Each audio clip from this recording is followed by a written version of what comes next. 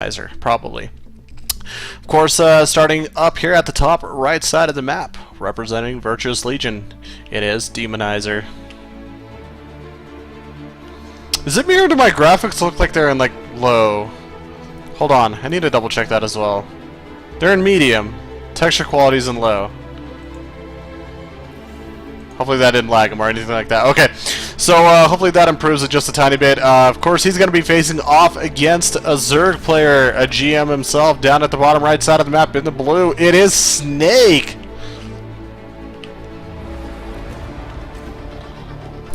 And we got ourselves a little bit of TVZ action to open up the day, and it was funny because we were sitting in lobby. I'm like, they invited me, like ready to go. I'm just like, no, hold up, guys, hold up, please.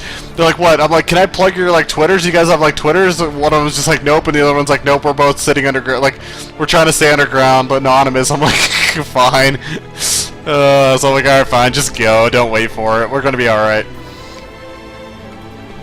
Hopefully you guys are again having a good Wednesday. I know I am. One reason because I actually got to sleep in a little bit today and woke up a little bit later than actually way later than I did yesterday. So with no EU qualifiers today, fully rested and ready, really hyped up for North America. Today is a full house like we mentioned earlier, 128 out of 128. So all the way from that top seed up in Desero to that 128 was Snick Snipe. And again, first 35 seeds were seeded, so 35 places were seeded, the rest were randomized. Again, minimum is Masters League level of play to be able to actually participate in this tournament. And during this time, also while we're kind of opening up right now, feel free to let me know, guys, if you guys can hear me, if everything is kind of working fine. I know I'll turn down that music just a little bit. That was a little bit too loud to actually maybe hear some of the commentary. So hatch first opener, of course, coming out from Snake right now. As we see, we're kind of taking a look at that bunker getting placed down, and that is going unnoticed by Snake. Very sneaky position, very cheeky style of play, because typically you do not expect actually a bunker to be settled down, especially right here in the natural. And once the Overlord spots it, you know it's going to be a gas opening of some sort. You're more focused on getting some of those lings out and getting the queens out so you could deflect the Reapers. You're not really thinking or worrying about any bunker at all. So as this creep does start getting spread, and there we go, as the hatch finishes up, he's going to have some information on it. And that's going to be a pain in the butt because lings and queens can, of course, attempt to surround, but I'm telling you what, this is going to do a lot of damage, or should at least do a lot of damage, and I'm telling you also there should be no workers down in the natural. Now, during this time, we usually should see some, a little bit of distraction going on back at home. Usually during this time, we should see more queens come out, but oh no, never mind. Okay, he is then. Okay, so he's still adding more queens. That's good because he's going to definitely need them to try to break down this bunker. Eventually, once everything just gets pushed back, he'll just drop down into the natural and start working his way down there. And this is going to be the tough part right here because of that bunker. It's going to allow, of course, Demonizer to stick around for a little bit longer, continue harass, continue deflecting and distracting his opponent.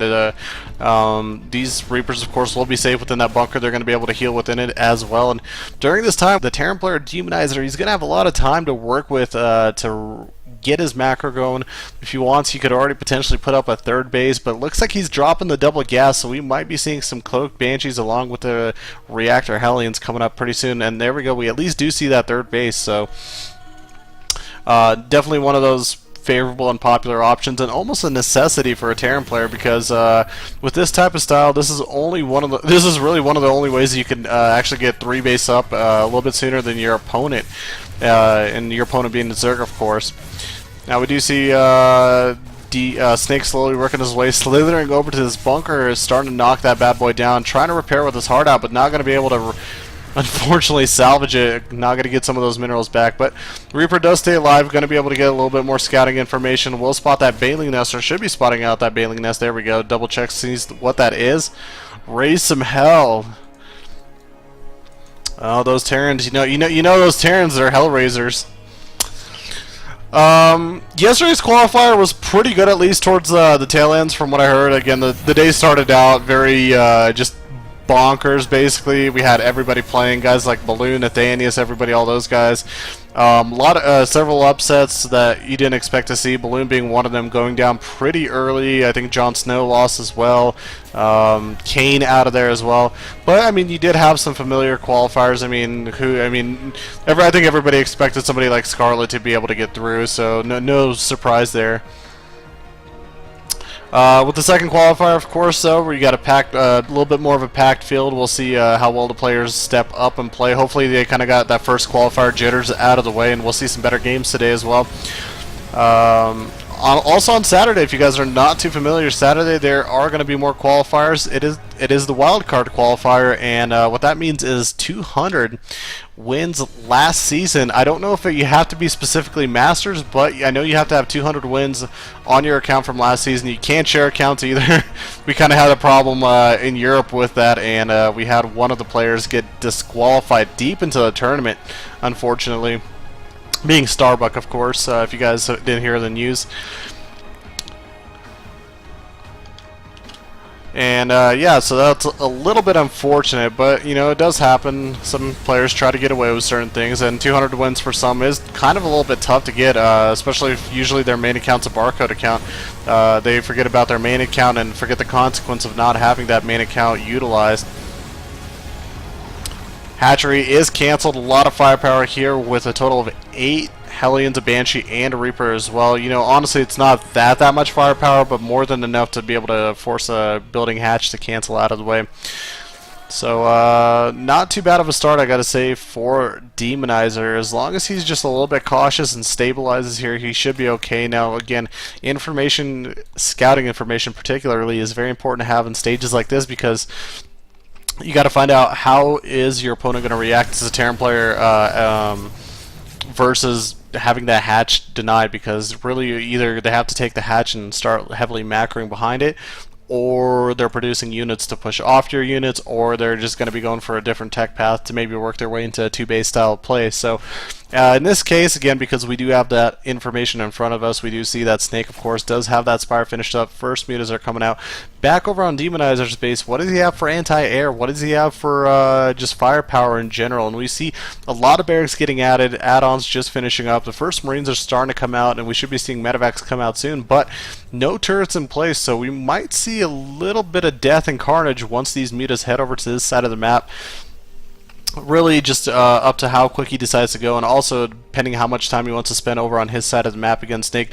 Could be a little bit more worried about just clearing the forces out, so you could actually take that third base. And we do see that drone grabs hatch. Muta's starting to fly across the map again, getting a little bit of a notification. We'll see how quick he decides to pop those turrets up. We do have 1 inside the natural, 2 inside the natural. Anything inside the main base for the current time being, no, nothing inside the main. And this third base is getting spotted as well. Now, the one thing Demonizers are going to have to be a little bit careful for is these Lings and Banelings. They are going to be coming across the map. It is a good influx of units right here, and really going to come down to some micro right here. Oh, couple mutas do go down right there. Good catch from Demonizer, but he's going to have to be very cautious. Oh, I think this is actually an opportunity Snake could take right here. Even yes, though, there are quite a few Hellions. They're very red in HP, and not a lot of Marines, so you can only split so many times. And after he pushes, he can realistically push this army back or inside the main base, and he'll have that third base along with all that worker count there for him just to take. This is one of those things. I mean, again, hindsight is 20/20, so I don't want to like bash on like Snake or anything like that. But you know, players are a little bit too timid at times. They're a little bit too worried. They're a little bit too conscious of how they're approaching the game, or you know, how they want to progress, or how they want to go through the game. And it's one of those things now, because he's allowed his opponent to actually get that third base up, get already a stable economy. He's got a significant advantage in this game, and it's really just the ball is in Demonizer's court. If he wants to, he can continue trying to pursue down here. If he really wanted to try, it would take a little bit of micro, but he did have those burrowed mines there as well already in position. Demonizer, you know, in a pretty good position now with that armory finishing up, transforming those Hellions into Hellbats, and we all love the Hellbats now, making a little bit of a comeback in the meta again. shout out to Drunken Boy. Yeah. Clearing creep out. Does have to be careful how deep he wants to try to clear this creep out because these banelings are right there. And oh, a little bit of a pick off right there. All the Hellbats are going down. Marines trying to get through, and they will all go down. Beautiful surround from Snake. Didn't really have to work for it too hard either. Now the medevacs are running home. Their boost is about to run out. We'll see how deep the mutas want to try to chase. He's got about 4 of them continuing on that flight path. Gives the mutas up. A little bit of a micro mistake, but I think he was a little bit too more busy or focused on this side trying to clear those bird widow mines out by the 4th base. But hey, that's one of those scenarios you need. Like I said, the ball was in Demonizer's court, and he got a little bit sloppy with his dribble. Try to get a little fancy, you know, maybe do a little crossover, a little bit of a spin move, and he got caught. He got robbed. He got picked. You know, the cookie jar was open, and Snake put his hand right in there. Snake, meanwhile, taking the 4th base right now. Gonna have to get his creep going once again, and actually he's doing a really nice job of trying to get that back to the center side of the map. Back on Demonizer's side, continuing to clear the pathway. Really good for him if he could actually get that creep tumor. He's going to be able to take out some of that vision. And once again, an overload of forces, and we're going to have to see the medevacs load up and get the hell out of there and boost as far away as he possibly can, especially with those mutas right nearby. Snake doing a really good job of getting the best of these engagements, catching his opponent out in the middle of the map, and creating some stability for himself, because once he gets his 4th hatch up and gets it a little bit saturated, he's going to have that perfect balance of resources and gas to be able to get himself into the late game at this point. And at that point, once you can get to the late game as a Zerg player, you know, all sails ahead. He should be good to go, especially versus a Terran player who's playing bio. Mech maybe with one thing on a map like this, especially now that they're in the positions they are, but when you're facing a bio force, there's really not a lot of leeway of where you can go on this map. We do have a little bit of a dual-pronged attack, if you want to call it. Drop within the main base right now. Widow Mines do burrow, but not going to get a lot done right there. Quick reactions with the mutas and the lings. Meanwhile, over here, looks like that force of lings and banelings pushes out that huge medevac force up on the top left side, or middle left side of the map. Another force is pushing over towards that 4th location and close to the natural. We'll see how much damage he's going to be able to get done there. One more trade or a couple more trades, and I think Snake might have a serious advantage in this game, even though he's a little bit down on supply. He has just been producing very heavily, adding 32 more banelings, man. If anybody watched actually GSL last night, Dong Ray Gu versus Turn, man, that was one of the, you know, more disgusting games I've seen in a long time. Just Dong Ray Gu getting the macro game going, massing up banelings, and just rolling and bowling through his opponent. This should be maybe something similar of sorts. We have the links starting to come through. Few of the Widow Mines already activate on them. Another Widow Mine is activated, and man, the Marines just getting completely wiped out. Meanwhile, over here, the mutas clearing out that medevac drop, and the 6 or 7 medevacs had to go with that drop as well. Beautiful positioning right here from Snake, taking care of business, covering all angles, covering all sides of the map. Just looking absolutely wonderful going in this game number 1. Very entertaining TVZ, to say the least. And I mean, that's one of those things, you know, in a PvZ, it's a little bit tougher to find this type of entertainment with this amount of action and just all sorts of, you know, attacks and positioning going on, surrounds, banelings, mutas. The one thing that's really missing right now for Demonizer, I would have to say, is probably some tanks. Like, a few tanks would be really nice, especially with sort of the tendencies that he's seen from Snake. Very heavy baneling, so if he can get a few tanks out and start focus firing down, you know, some of those baneling and heavy link clumps, I think that might work out for him a little bit better than trying to settle with Widow Mines. Just for now. Now, I think the Widow Mine change is still a hypothetical one, if I'm not mistaken. It's still in the balanced test map. It's not an official change yet, so it is a little bit surprising that a player does want to continue and try to pursue Widow Mines until the radius does get increased. Good job right there, microing actually under those Widow Mines, making sure a few of the banelings explode as some of those Widow Mines burrow down. And once again, Snake getting the better end of that engagement. That's probably 5 in a row right now. And what is Snake's spot? He spots that 4th base, that 5th base over here, trying to get built, won't get it, and right now I would have to say this is just turning into a beautiful TVZ. Now check this out. Over here on the far top 12 o'clock side of the map, we have Demonizer taking a 4th base, and also over here at the 5th location at the top left, he's got a 5th up. Both planetaries both have some turrets ready in position in case mutas do fly over there. So Demonizer showing off some of that macro, man. Even though he hasn't been getting the best of the engagements, he has found a way to get a base advantage. And you know what? If if Snake doesn't find out about this, he's going to be in total shock once he takes a few more of these fights and realizes, how the hell is my opponent still producing units? Like, how is this even possible? It shouldn't be, but then if he goes back into the replay and notices, man, there are a lot of extra bases out here, a lot of extra econ. Very tough to deal, especially when that happens, but Overlords do fly over here, find out about them. 1 turret goes down, 2 turrets go down, 3 turrets go down, and now these workers are naked, so making it happen here and there will force more turrets to come up. A couple SCVs were lost within that pack as well, so damage was done. Now what this is doing is this is actually preventing the Terran player Demonizer from pursuing full-on onslaught just across right into his opponent's base. As you just saw in the production tab, we just had the Ultralisk Cavern finished up, and look at all those +3s underway. We have +3 Flyers, we have +3 Melee, +3 Carapace, +2 Chidius, which is going to be getting those Ultralisks to that +5, and plus the Adrenal Glands upgrade. Really, just Demonizer needs a couple minutes just to get those damn Ultras out and let those +3 upgrades finish up, and he's going to be golden in terms of engagement. It's going to be very hard to tackle this army. Lots of Banelings are in position. We do have one random Infestor within the mix. I don't know if he's got any over here as well. No, he doesn't, but here comes the attack right now. Good Fungal actually catching a lot of those units. More surrounding going on. Banelings in the back catching absolutely everything. We do have Widowmines detonating all over the place, but once again, number 6 or number 7, I've already lost track.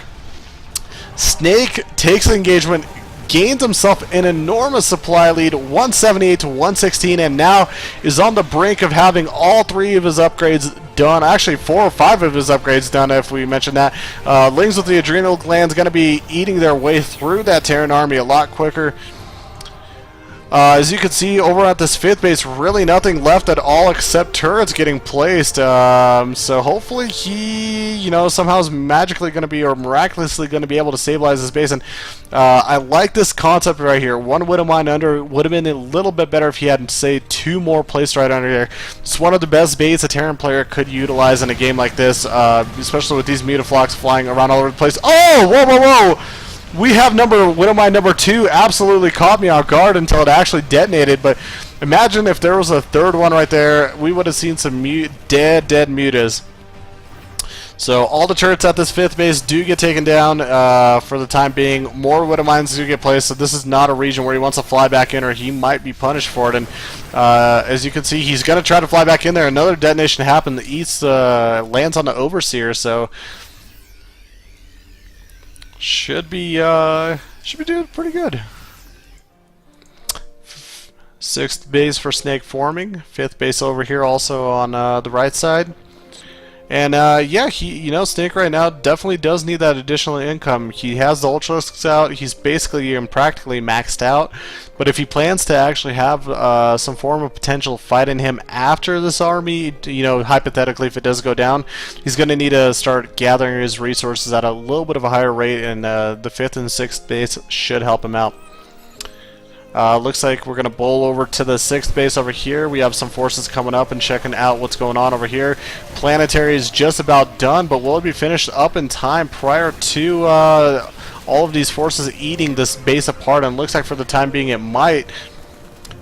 Unfortunately, half the Terran forces are at the top left side of the map. Ultras coming over here, and you cannot stop Ultras. I am sorry. We do have the Terran building armor just about done. Not in time to beat those Ultras here. Because if you guys have ever seen, once that building armor finishes up, those Ultras do actually have a little bit of a harder time chomping down those buildings. Widowmine gets picked off over here. We have forces split all over the place. Lings managed to get inside the natural. Lings eating up that 3rd base as well, and that's the +3/+3 with the Adrenal Glands, man. It does work. Sometimes Terrans undermined it. They really shouldn't. Now, all workers are finally starting to get transferred over. Scan does get dropped. Demonizer spots this 5th base over here. Gonna bring his forces over. Lots of bio. Marine Marauder and Widowmine are the key to victory, it seems, for Demonizer at this point, and he's gonna try to utilize it to his best of his ability. Hatch falls. There is that fallback hatch that you could utilize. Send all the workers over to this 6th. But here comes that surround right now. Widowmine's going to be taking shots at the Ultras. Some are still sitting in the back. Good Baneling connections right there. A lot of the army's falling into the orange and red, and he's just going to lift off and away, and actually going to lift into some Spore Crawlers on that high ground. Mutas, though, getting focused down over there, so trying to get as best of a trade as he possibly can in a very rough position. A little bit of mission impossible for some of these Marines and these medevacs. We're under really deep fire, but hell, we're just going to go for it. Now, somehow during this engagement, we managed to have a brand new base getting built over here towards the right side of the map, and this is going to be maybe a saving grace for Snake because he is desperately in need of resources. He actually has a higher, what looks to be a higher gas resource count than his minerals, and there we go. Finally, with these drones mining at this new base, he's going to be able to reestablish his economy a little bit. As we take a look right now, just across the board, main base, natural base are practically mined out. 3rd base will be tacked on along with that. So this 4th and 5th for Demonizer is going to be very important to keep alive and keep track of as well. And you could see that he's starting to send a majority of the army over through the left side of the map. This, of course, should bring the Zerg player over, but the Mutas are going to come over here towards the natural, and really no forces or defenses are in place. And once this last turret goes, these SCVs unfortunately are free to kill. Takes a couple of them out, stays patient with the Mutas right here at the natural. Will bring the Marines back to hopefully try to help out against this and get some good damage done. Picks off another SCV and will fly out of there. Meanwhile, over here for Demonizer, 1 Marine scouts out this far base that's been probably a hindrance to him a little bit. But really nothing that Demonizer could do. Remember, he's down 141 to 198 supply. As much as you want to drop, as much as you want to start splitting up your army, if you split up a little bit too much, the Zerg player could just go for a straight-on attack, and to try to deal with a split-up Terran army versus that force right here that we see in the middle of the map is going to be a very tough task to ask. Not sure if it's even possible, and at the moment our Zerg player says no, connects with the Banelings, absolutely running over his opponent for now. Snake doing a wonderful job, and this might be the current call for the Terran player, of course, with the qualifier being so important right now for some of these guys. He might not tap out just yet, and at least getting something out of it during this entire time and getting this far left base. But reminder, we have this base over here, we have this base over here as well, freshly renewed minerals, and now we have the Ultras bowling their way inside the base, and once the spawn... once everything starts getting camped, you know that's when you're in trouble. Marauder's getting some good choff on some of those Ultralisks, trying to micro his heart out and all the way back, actually already picking off a total of 3, might even be able to get 4 here. 4th Ultras go down, but now the rest of the production is getting camped. And once production is camped, man, as a Terran player, it's basically game over. Very, rare, 2, maybe 1% chance he's able to somehow, walk out of this and stay alive for a little bit longer. The remaining forces over down here at the bottom left side of the map getting cleared out by the Lings and Mutas, and that's going to be GG. Snake takes game number 1.